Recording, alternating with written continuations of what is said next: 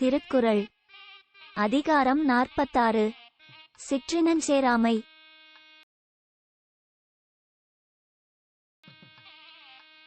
சிற்றினம் அஞ்சும் பெருமை சிறுமைதான் சுற்றமாச் சூழ்ந்துவிடும்.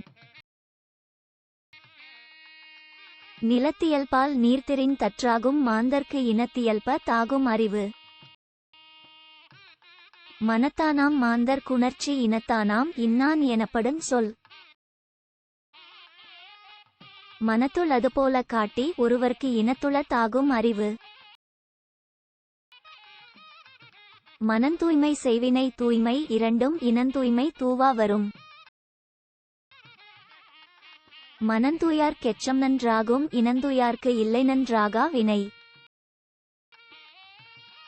மனநலம் மன்னையர் காக்கம் இனநலம் எல்லா புகழும் தரும்.